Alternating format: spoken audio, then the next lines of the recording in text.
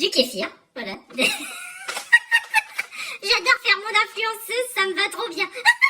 Bref, on va faire du kéfir.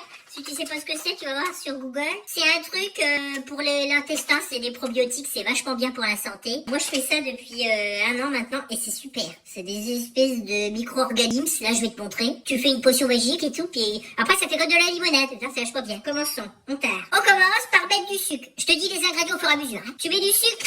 C'est du sucre non raffiné qu'il faut prendre. Surtout pas du raffiné, c'est de la vraie merde. Et on met 60 grammes. Oui, c'est ça, 60. T'inquiète pas, c'est très sucré, mais les petits micro-organismes, ils vont manger le sucre. Bon, voilà, 60 grammes. Ensuite, il faut mettre des figues. Les figues séchées. Tu prends cette marque-là, elle est vachement bien, c'est Paquito de chez Intermarché. Ces figues séchées-là, elles ont pas les pépins, là. Parce que quand on achète, elles sont déjà ouvertes, et après, ça en met partout dans le jus, enfin, tu vas voir. Faut en mettre 6. 1, 2, 3, 4, plouf, 5, 6. Voilà. Ensuite, on va mettre un citron coupé. Tu le coupes. Oh! Regardez, il a une petite verrue, celui-là, c'est rigolo. Comment ça se fait? Bref, tu le coupes en, je sais pas, allez, 6, on va dire 6. Allez, par la tranchette. Voilà, j'ai fait mes tranchettes de citron. Surtout, tu enlèves les pépins. Tu dépépines, comme on dit. Hop là.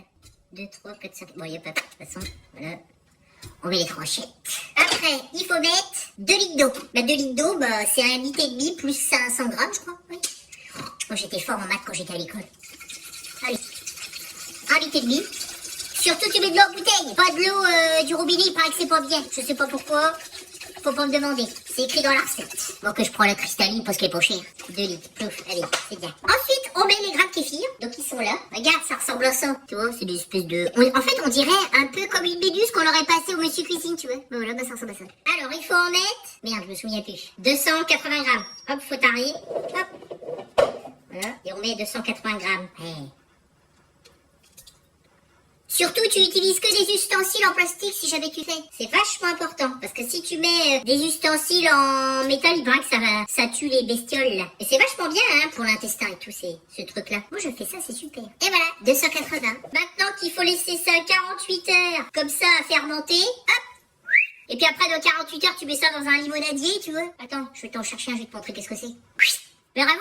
Et puis, bah, c'est moi, j'achète carrément de la vraie limonade, je la bois, et puis comme ça, je l'utilise. Donc, tu filtres, 2 jours après, tu filtres, tu mets dedans, tu rates encore 2 jours, histoire que les petites bébêtes, elles fassent les bulles. Puis après, tu mets au frais, et je te jure, c'est vachement bon, hein. Pour le goût, et puis pour l'intestin, je sais pas quoi, là. Ouais. Faut pas en boire de trop, parce que sinon, tu vas avoir la chiasse. Mais, moi, j'en bois beaucoup, que j'ai pas la chiasse, c'est vrai. Voilà. Allez, bah, c'était la recette du kéfir, et que c'est vachement bien, que je te conseille.